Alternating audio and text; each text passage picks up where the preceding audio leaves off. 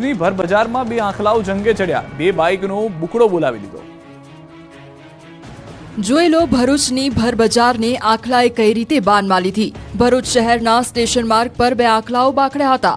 જાહેર રોડ પર આંખલાઓ યુદ્ધે ચડ્યા અને નાસભાગ મચી ગઈ હતી અને રોડ પર સન્નાટો છવાઈ ગયો હતો। આંખલા યુદ્ધના કારણે લોકોના જીવ તાળવે ચોંટ્યા। બે આંખલાઓ વચ્ચે થયેલા યુદ્ધના કારણે વાહન ચાલકો અને રાહદારીઓમાં ભયનો માહોલ સર્જાયો હતો।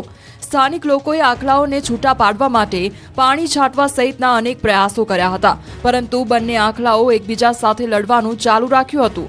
અડધા કલાક સુધી આંખલાઓનું યુદ્ધ ચાલ્યું। આંખલાઓએ વાહનોને નુકસાન પહોંચાડ્યું હતું।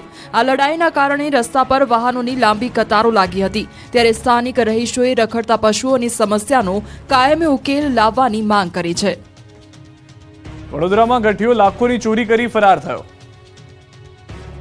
વડોદરામાં લગ્ન સમારંભ દરમિયાન લોકો ફોટોગ્રાફીમાં વ્યસ્ત હતા, જેનો ફાયદો ઉઠાવી એક ગઠિયો રૂપિયા ભરેલું પર્સ લઈને ફરાર થઈ ગયો।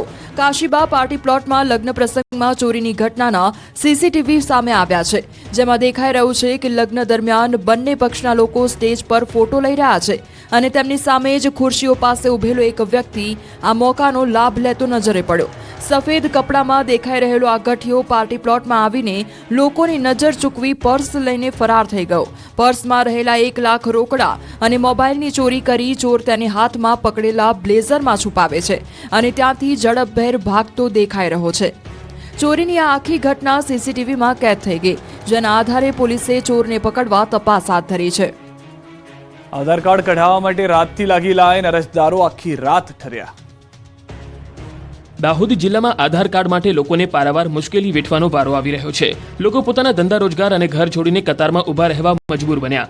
નવા આધાર કાર્ડ માટે તંત્ર દ્વારા ટોકન સિસ્ટમની વ્યવસ્થા કરવામાં આવી। આ ટોકન એક દિવસના 50 જ આપવામાં આવે છે, ત્યારે આ ટોકન મેળવવા માટે ગ્રામીણ વિસ્તારના લોકો પોસ્ટ ઓફિસની બહાર ઊંઘવા મજબૂર થયા છે। દ્રશ્યમાં જોઈ શકાય છે કે શિયાળાની ગાત્રો થીજવતી ઠંડીમાં પણ સ્થાનિકો ધાબળા ઓઢીને લાઇનમાં બેઠા છે। એક મહિલા પોતાના નાના બાળકને લઈને કડકડતી ઠંડીમાં ટોકન માટે બેઠેલી જોવા મળી છે, તો એક શખ્સે પોતાની રિક્ષાને આરામ માટે વિસામું બનાવી લેવાની નોબત આવી છે। ઉલ્લેખનીય છે કે નવા આધાર કાર્ડ માટે જિલ્લામાં માત્ર લીમખેડા અને દાહોદમાં સેન્ટર હોવાને કારણે નગરજનોએ હાલાકી ભોગવવી પડી રહી છે। સ્થાનિકોની માંગ છે કે નવા આધાર કાર્ડ માટે સેન્ટરની સંખ્યા વધારવામાં આવે, ત્યારે હવે જોવું રહ્યું। રાજ્યમાં 68